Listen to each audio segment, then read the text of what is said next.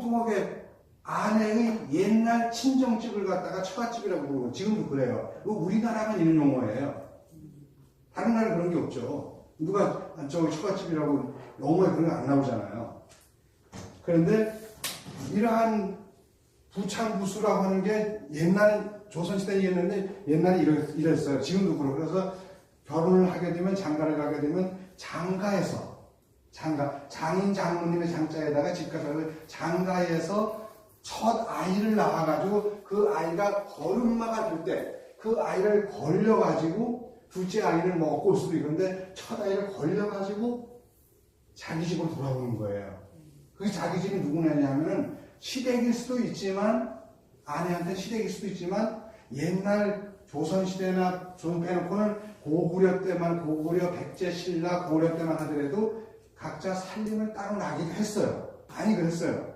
근데 이것이 저기 주자가래 조선시대 주자가래라고 해가지고 혹시 들어보셨나요? 주자가래라고? 주자가래라고 그래가지고 이 책 이름이에요.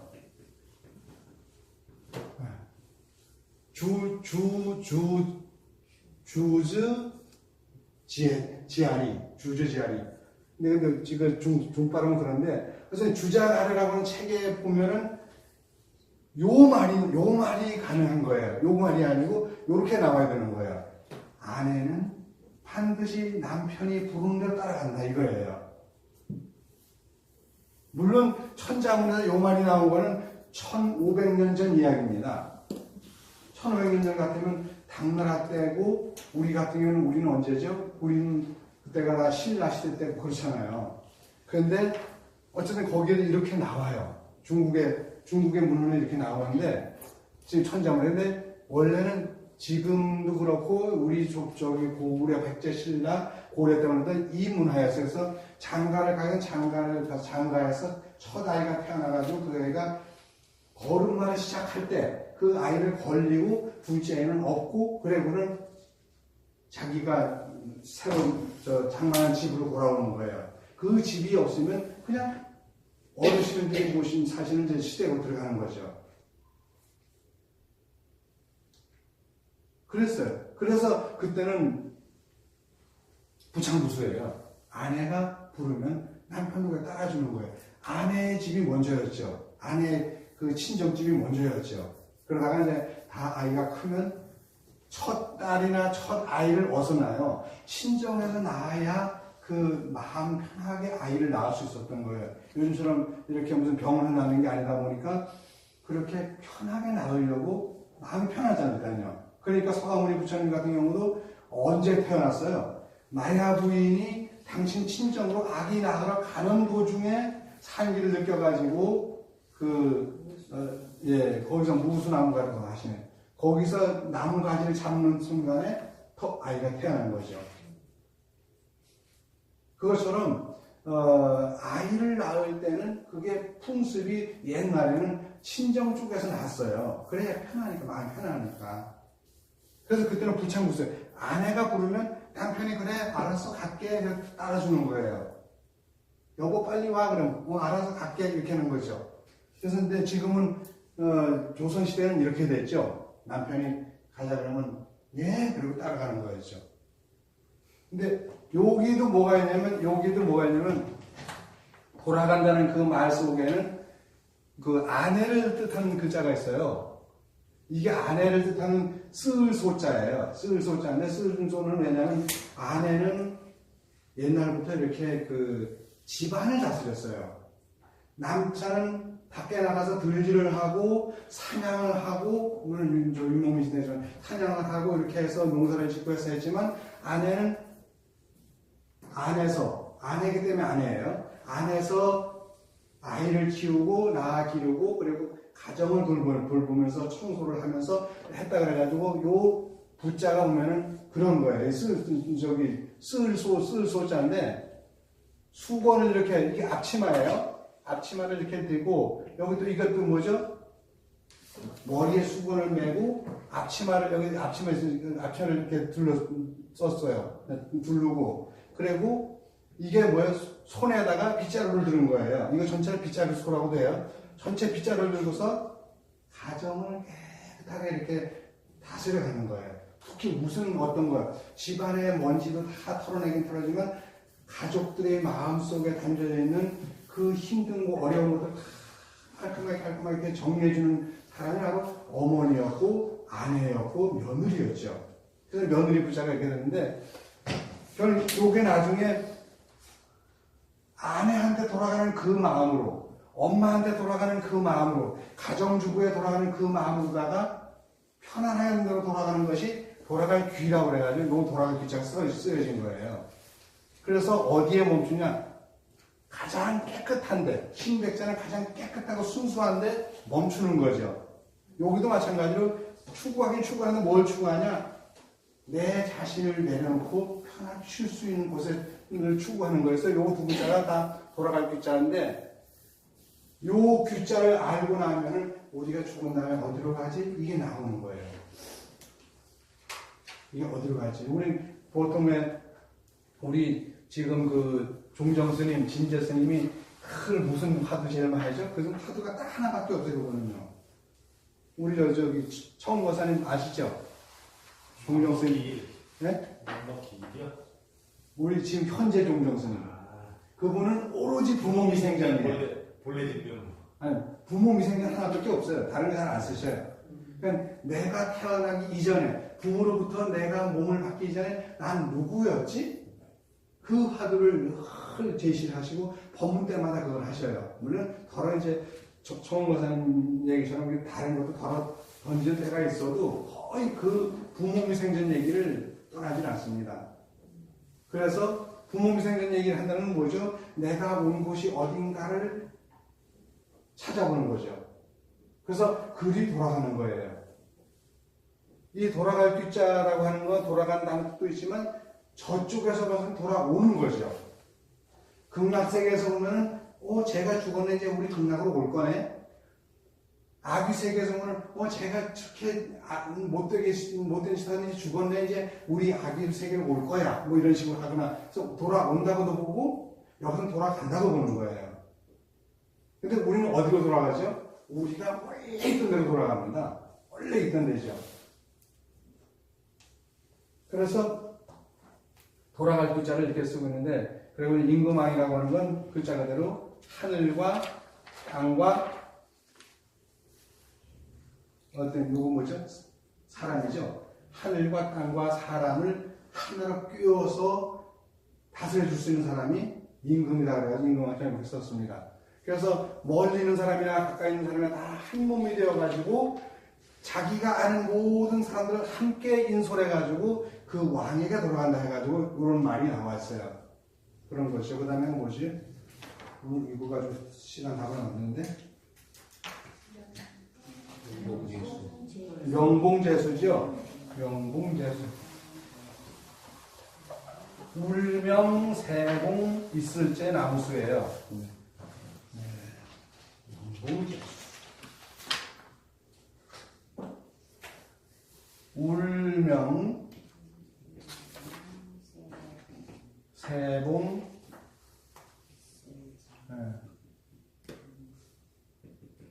있을제 나무수.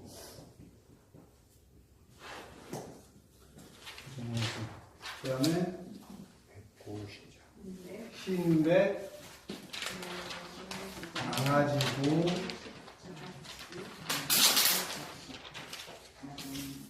합식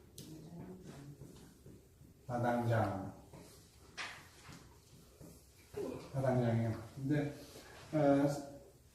봉황은 나무에서 온다 그래요. 나무에 봉황이 나무에서 온다는데 이게 도치법을 썼어요.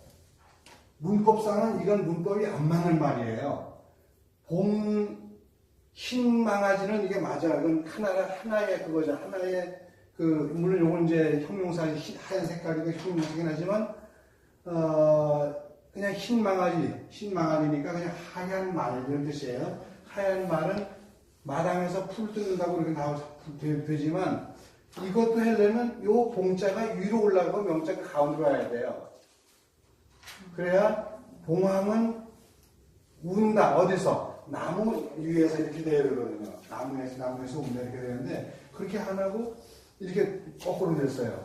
이 봉황이라는 것은 뭐냐면 황자하고 또 약간 이제 짝을 이루죠. 봉자는 그냥 평범한 새예요. 무릎범자가 이게 그냥 무릎범자예요. 무릎범에다가 이게 평범하다는 뜻이죠. 여기다가 세 줄자 쓴 거예요.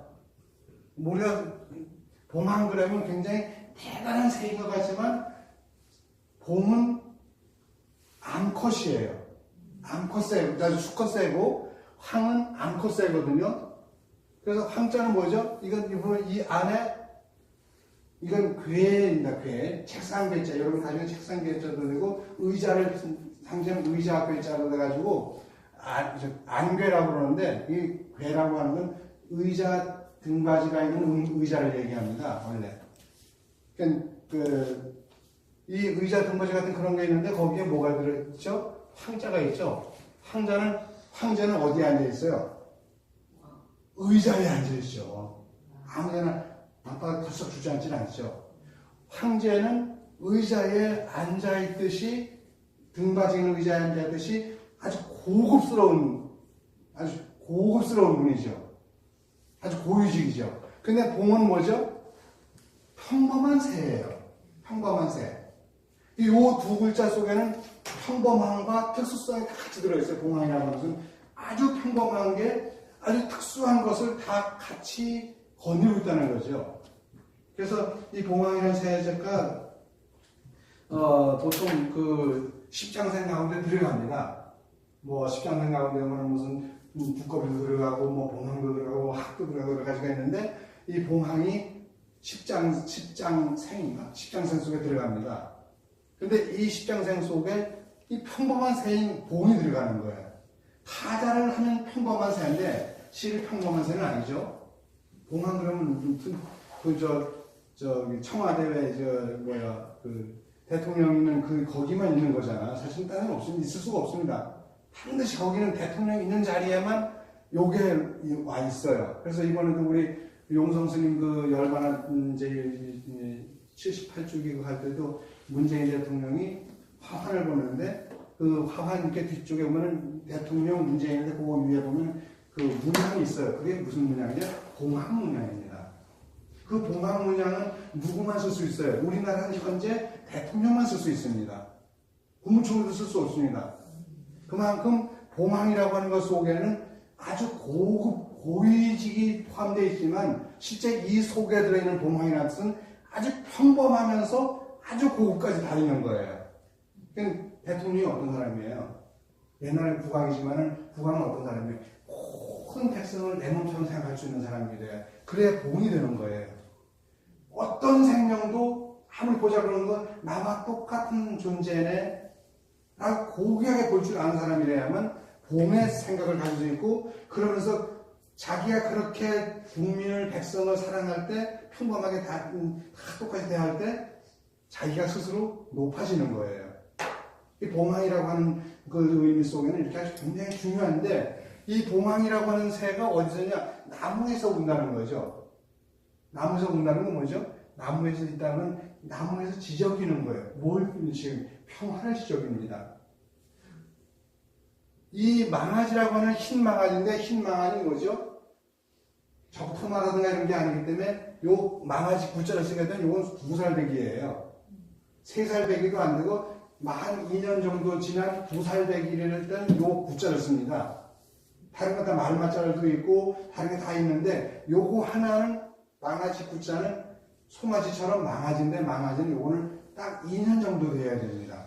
그래서 백구라고 하는 건 이제 한 9살쯤 된 그 망아지인데 요 2살쯤 되었을 때 가장 적토마라든가 이런 천리마라든가 이런 붉은 깃털의 말들은 가장 멀리 달릴 수 있고 가장 빨리 달릴 수 있고 적진에 들어가서도 가장 마음껏 힘을 낼 수 있는 나이가 2살서부터랍니다. 근데 가는데? 나이가 꺼내는데?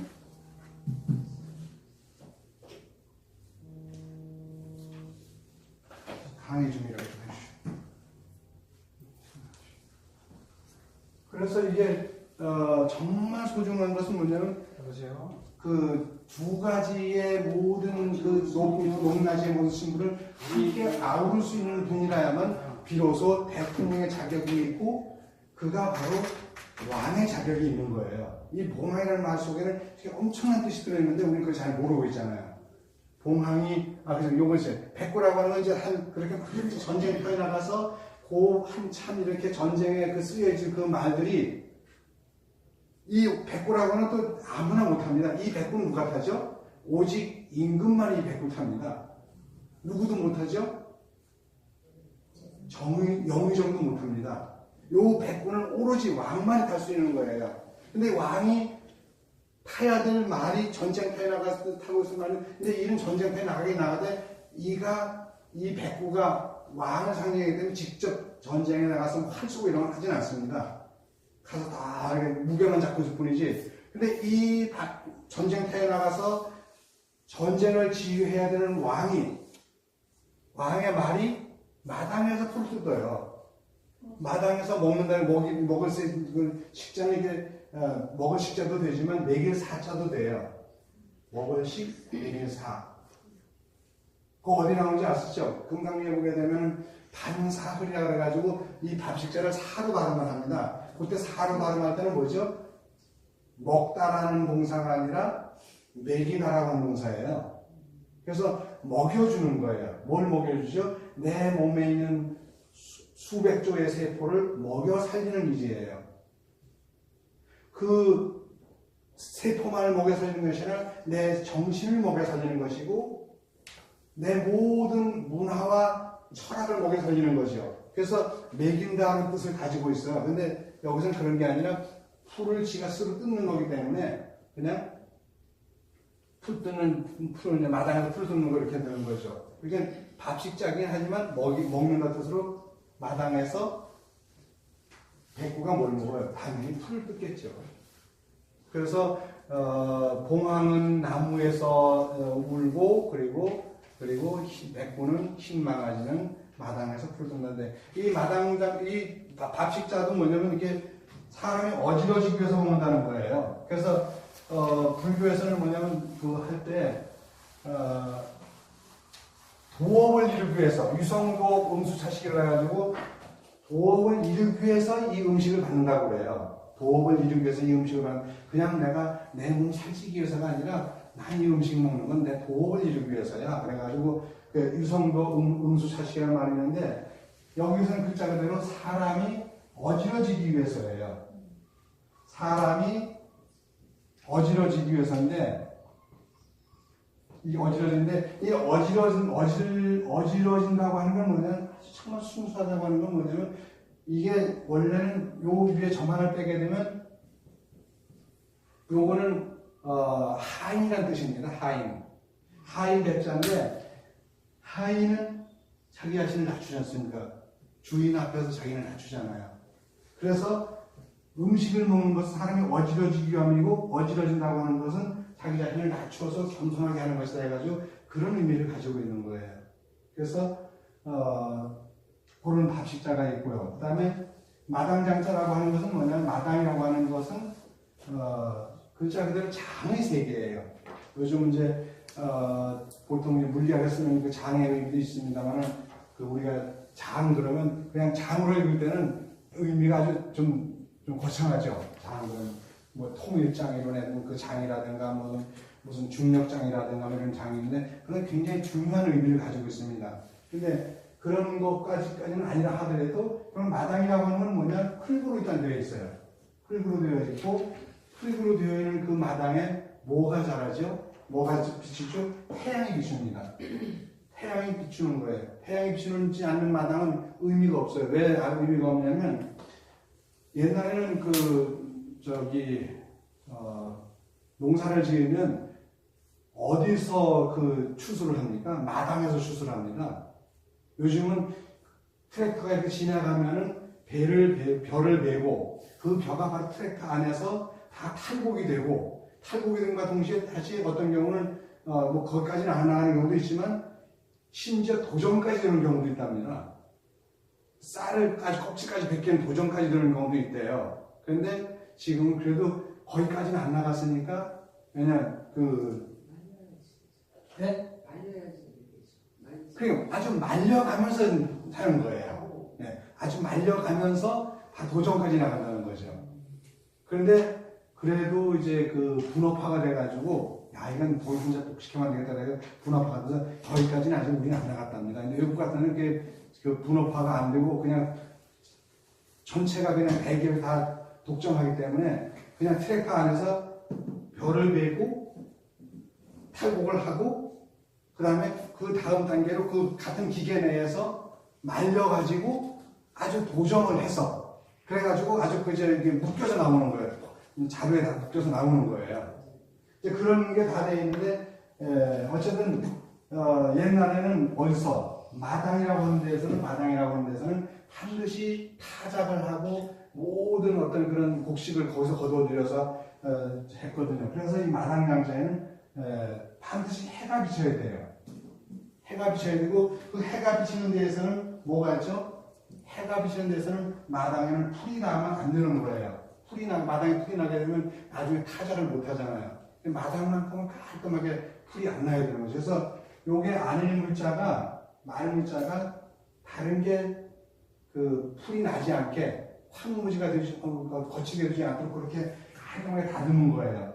그리고 그 위로다가 이렇게 이제 태양이 비치는 어떤 그런 얘기인데 그래도 아마 여기는 아마 가든이다 보니까 장의 의미는 가든의 의미를 해가지고 이 마당에서 풀을 뜯는 그게 있으니까 아마 조금 그래도 정원이 잘 가꿔진 그런 마당이라고 좀 보면 되겠죠. 아마 그랬을 것 같아요. 나무 숫자도 보면 이 나무 숫자는 우리가 이 나무 숫자는 요거는 이 나무 목자 옆에다가 세울 숫자 쓴 거예요. 나무 목에다가 요게 세울 숫자예요. 세울 수도 되고 설 수도 있고 그래요. 서 있다라고 하는 것은 살아있기 때문에 서 있는 거예요, 나무가. 죽어 있으면 나무 무슨 죽어도 서 있을 수 있어요. 고목들이 있으니까. 저기 어디죠, 정암산 가니까 정암사에 보니까, 지난번에 한번 갔더니, 나무가 누가 그걸, 누가? 자장육사가 뭐 세웠다던가 그런데 지팡이를 꽂았는데 그게 뭐 이렇게 있다고 그래가지고 아직도 그 나무가 있더라고 그러는데 그렇게 죽은 나무도 서 있을 수 있어요. 송방사가 가게 되면 보조국사가 꽂았다는 그 지팡이가 지금도 죽은 나무대로 그냥 서 있어요. 지금도요. 근데 제가 그 역사를 도전을 안 해봐서 모르지만 이렇게 죽은 나무 서 있을 수 있어요. 그런데 그래도 적어도 나무라 그러면 살아있어야 되겠죠. 근데 그것처럼 사람도 마찬가지로 사람이 죽으면 안 되는데 사람이 살아있으면 당연히 서 있어야 되겠어서 우리가 이 수립이라는 걸 쓰면은 이것도 묶어가지고 수립이라고 쓰면 뭐 해야 되죠? 정부 수립이라든가 뭔가 그런 걸 가질 때 이 수립이라고 쓰잖아요. 처음으로 세워졌다 이렇게 쓰는 거예요. 그래서 이때는 세우다의 뜻을 가지고 있어요. 나무 숫자긴 하지만 세우다의 뜻을 가지고 있고 그때 우리가 그러면서 하는 게 뭐죠? 나무를 심어서 기념을 하는 거예요. 그래서 나무를 심어서 기념하는 게 박하는 수립에서 나온 그런 말을 보시면 됩니다. 그러니까 명봉제수라고 하는 것은 나무는 나무인데 이게 아마 마당가에 이렇게 잘 심어 놓은 그런 좋은 나무나 막 그런 데서 아마 봉황이 아마 울었을 것 같아요. 명봉제수요, 그 다음에, 백구식장이라고 그랬죠? 그 다음에 다음 보겠습니다. 들화제, 들화. 들화, 이불피, 풀초, 나무. 네, 여기 나무 모자 또 나오네. 들화, 이불피, 풀초, 나무목이죠.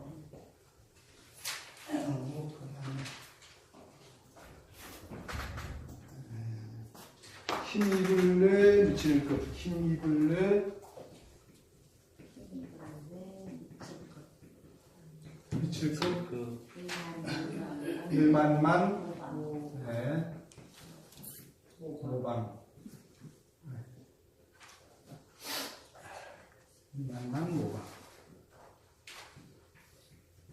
일만만 모방 그러는데 변화라고 하는 것을 가장 먼저 느끼는 건 뭐냐면 변화에서 가장 많이 느끼는 것은 사람일 거예요. 사람은 변화를 느끼잖아요. 사람 변화를 느껴요. 근데 제가 이게 제가 아프리카 탄자니아 있을 때인데 어떤 목사님이 저한테 김치 담그는 방법을 알려주더라고요. 제가 한번 읽어드릴게요. 김치 담그는 방법. 스님, 아프리카 탄자니아에 오셔서 고생이 많으십니다. 교민들 대다수가 선교사고 일반인도 거의 다 기독교인들입니다. 불교인이 없어 적적하시지요? 스님, 그 또한 수행이라 여기십시오. 이런 말을 듣는데 너무 기분이 좋더라고요. 이 사람 정말 멋있는 사람이네. 나보고 그 수행이라고 옆에 얼마나 멋있는 사람이에요. 그럼 다 수행이라고. 김치 담그는 방법입니다. 우선 시장에 가서 배추를 사십니다. 케냐에서 들어온 배추, 곧 차이니즈들이 얼마든지 있습니다. 제가 킬리만자로 쪽에 있는 그 케냐 쪽에 나이로비에 가까워요. 그런데 배추 사실 때 아예 양념도 준비하시고, 양념으로 준비하시는 것은 소금은 두고두고 쓰시게 여유있게 사시고요. 마늘, 생강, 고춧가루, 젓갈, 고춧가루가 없으면 고추도 좋고 아차, 젓갈은 참 안 드시겠군요. 김치소를 만들기 위해서는 무, 파, 양파, 미나리, 갓을 준비하십시오. 세 가지 준비하라고 했더라고요. 준비가 다 되었으면 배추는 겉잎을 떼고 다듬습니다. 차이니즈는 열무마냥 어려서 다듬을 게 별로 없지만 더러 포기가 싫은 배추도 있습니다. 스님께서 혼자 드실 거면 포기 배추 아니어도 좋습니다. 아무튼 포기 배추라면 밑동에 칼집을 내어 반으로 또는 4등분으로 쪼갠 뒤 소금물에 대여섯 시간 절입니다. 그런 다음 물기를 쫙 뺍니다. 너무 오래 절이면 신선도가 떨어지고 너무 잠깐이면 겉절이가 되니까 좋아하시는 대로 시간 조절 요구. 마늘, 생강 따위를 곱게 다지고 고춧가루를 준비하되 고춧가루가 없으면 풋고추 잘게 썰어도 됩니다. 그런데 김치는 맛도 중요하지만 고춧가루가 좀 들어가야 빨갛게 김치다운 느낌이 살아납니다. 젓갈은 국물은 짜내고 건더기만 씁니다. 파, 마늘은 절여서 안 드신다던데 탄자니아까지 오셨으니 스님께서 알아서 하시면 될 듯. 이제 바로 이거 실내는 푹 했더라고요. 가로 닫고 김치소로는 무채를 송송 썰고 파와 미나리와 갓을 일정한 길이로 쏙둑 썰습니다. 그런 뒤에 양념과 잘 버무리시고요. 아, 어렵다. 가루로 썼더니 어렵다. 물기를 뺀 잘 절인 배추 잎사귀 사이사이에 적당량의 김치소를 넣고 배추 겉잎으로 최대한 감싼 뒤 항아리나 통 안에 차곡차곡 넣어 냉장고에 보관한 데 드시면 꽤 드실만할 것입니다. 냉장고도 없었는데. 스님, 제가 빵도 잘 굽습니다. 언제 다리에 내려오시면 제가 빵을 구워 대접해 드리겠습니다. 스님, 혼자 나와 계시면 원래 혼자시지. 가로 열고 원래 혼자시지. 혼자 나와 계시면 잘 드셔야 합니다. 스님께서는 스님이시면서도 우리 기독교에 대한 이해도가 높은 분이라 제가 많이 존경합니다. 킬리만자로 마랑고게이트라면 2000고지, 우리 제주 한라산보다 좀 더 높은데 새벽에는 좀 썰렁하시죠? 건강 챙기십시오. 2006년 7월 11일 불초 목사 아우올입니다. 나이가 저보다 한 9살쯤 적었던 친구예요. 이태석 신부 말고 목사인데, 이 목사가 제가 있는 곳에 계속 있다가 나오고 지금 한국에 나와서 있습니다. 그런데 얼마 전에 또 통화를 했어요. 그 친구가 통화했는데 굉장히 재미있는 친구인데 이 친구는 목사인데도 불구하고 지도 혼자 살아요. 남한여자는 지도 혼자 살아요. 근데 가면은 그렇게 좋아해요. 내가 가면 불교 이야기보다 하나님 얘기 더 많이 하니까 그렇게 좋아하더라고. 사실 제가 하나님 얘기 더 많이 하겠어요? 하면 불교 얘기 더 많이 하겠지만 가끔씩 한마디 던져주면은 그게 서로 이렇게 그 소통이 되니까 그게 좋아하더라고요. 그래서 김치 담그는 방법인데 저는 이 김치 담그는 방법이야말로 어떤 화학보다 더 멋진 화학이라고 봅니다. 아마 케미칼술로 보면 이 김치 담그는 케미칼보다 더 뛰어난 화학이 저는 없다고 보거든요. 아니 어떤 이 김치뿐만이 아니라 우리나라 음식은 거의 다 발효식품들이잖아요. 정말 좋은 발효식품인데 발효가 뭐예요? 화학을 통해서 만들어내는 거거든요. 그러니까 특히 우리나라 사람들은 자신은 모르지만 우리나라 가정주부들은 거의 다 화학자예요. 음식은 화학의 일종입니다. 그냥 바로 해서 그냥 직접 먹어도 되지만 그걸 얼마만큼 숙성시키냐라고 하는 건 굉장히 중요한 얘기거든요. 그래서 근데 이 화자도 그런 변화의 화자예요. 사람의 면에 이 비수자 쓰는 비수라고 하는 거는 날카로운 칼이잖아요. 날카로운 칼을 갖다 딱 대면은 모두 변한다 그래가지고 그런 거 쓰는데 쓰는 이 변화할 화자에서 생략해가지고 요걸 비수자 쓰면 이것도 화라고 해요. 이것도 화라고 변화할 화라고 이렇게 하는데 이 변화라고 하는 것은 모든 것은 변하지 않는 게 하나도 없다는 거죠. 그런데 여기서는 그런 얘기가 아니라 앞에 그 왕의 그러한 덕화가 어디에까지면 풀과 나무에까지 입힌다는 거죠. 사람에게만 입히는 게 아니라 풀과 나무에게까지 그 왕의 덕화가 입혀지니까 얼마나 대단하겠어요. 풀초는 어때요? 풀초는 이게 풀이 원래 이제 이렇게 하기에는 20입자예요. 20입. 30삽 그러면 이렇게 되죠. 30삽. 10십, 20입, 30삽 그러거든요. 40입자도 있어요. 40입자도 있어요. 10십, 20입, 30삽, 40입 이렇게 돼요. 그런데 어쨌든 요거 초두라고 하는 것은 초두는 20입자와 같은 뜻을 가지고 있어요. 왜냐하면 나무는 한 그루 한 그루 자라지만 풀은 무더기를 자란다는 거죠. 풀은 이게 두 개가 있는 건 풀은 무더기를 자란다는 뜻을 가지고 있어요. 근데 이 풀은 어때요? 풀은 단연생이에요? 1년생이에요? 일반적으로는 거의 1년생입니다. 단연생도 있지만 1년생을 주로 많이 얘기해서 밑에다 일조자 쓴 거는 일찍조자 쓴 거는 1년생이라는 뜻이에요. 일찍이 봄에 피었다가 여름에 숙성해가지고 가을이 되면 잎이 마르면서 그 다음에 또 준비를 해요. 근데 보통 나무는 안 그렇지 않습니까? 나무는 무슨 특히 화렵수 같은 경우는 모르지만 침엽수 같은 경우는 거의 1년 내내 푸른 잎을 가지고 있잖아요. 화렵수는 나무 잎이 떨어지고 다시 그게 나오지만 이거는 풀대 자체가 다 쓰러져. 그럼 겨울에 다 이렇게 쓰러진 다음에 거기서 다시 새싹이 나와가지고 되지. 나무처럼 이 원둥치에 다시 잎만 피고 가지만 피는 게 아니라 풀은 그래서 일찍조자를 밑에 쓴 거예요. 풀이라고 하는 것은 하나씩 된 게 아니라 이렇게 무더기로 자라는데 일찍조자를 쓴 것처럼 이렇게 되는 거예요. 일찍조자가 뭐죠? 요게 태양이고 요게 열흘이란 뜻이에요.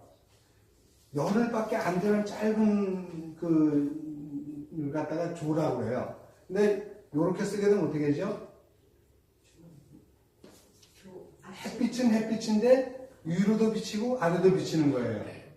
막 해가 동쪽에서만 떠오르네 그런 뜻이죠. 그래서 여기다가 달을 갖다 붙이게 되면 아침은 아침인데 달빛이 어스름하게 있는 아침이 있다 보니까 이렇게 아침 저녁에 쓴 건 썼는데 요것도 마찬가지로 그런 쪽에서 아침을 얘기하기도 하지만 그냥 짧은 시간을 얘기합니다. 그 짧은 시간이 1년이라는 시간이죠. 그래서 1년 초기 때문에 풀조자는 이렇게 썼고요. 나무목자는 당연히 다르죠. 나무목자는 이게 아까 나무수였는데 이 나무목자는 대표적이죠. 나무 숫자는 어떤 특수한 나무일 수도 있지만 나무목은 모든 나무에 해당이 돼요. 나무 숫자는 죽은 나무도 해당하지만 나무 목자는 죽은 나무도 해당하지만 나무 숫자는 살아있는 나무만 해당하거든요. 살아있는 나무만 해당해 아까 나무 숫자고 요거는 죽은 나무도 나무예요. 여러분들이 이건 책상에다 여기 나무를 짰잖아요. 근데 다 이게 나무라고 그러지 이건 다른 거라고 쇠붙처럼 안 하거든. 그때 요걸 씁니다. 그리고 나무를 다루는 사람은 뭐라고 그러죠? 목수잖아요. 나무를 다루는 사람은 목수인데 정원을 갖고 온 사람이 아니고 가드너가 아니고 목수예요. 목수. 그래서 목수를 이렇게 하는데 이 목수가 살아있는 나무만 하는 건 아니라 죽은 나무도 같이 이제 한다는 거죠. 교화가 어디까지 미냐? 풀에도 미치고 나무에도 미치는 그 왕의 덕화가 그렇게 대단하다는 거죠. 부처님의 덕화도 당연히 초목에 미치겠죠. 초목뿐만 아니라 부처님은 또 어디로 미치죠? 작은 생명까지 다 미친다고 그런 거예요. 요 입을 빗자가 뭐냐면 옷의변에다가 이 가죽 빗자 써가지고 옷은 옷이로 돼 가죽옷이지 않습니까? 가죽옷. 가죽옷을 뭐라고 한글 우리말을 뭐라 쓰는지 아세요? 가죽옷? 아니 그렇진 않고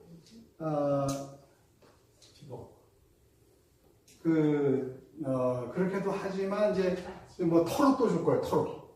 털옷 가조지라 그러죠. 가조 발음이 가조주로 하는 가조시 아니라 가조지입니다.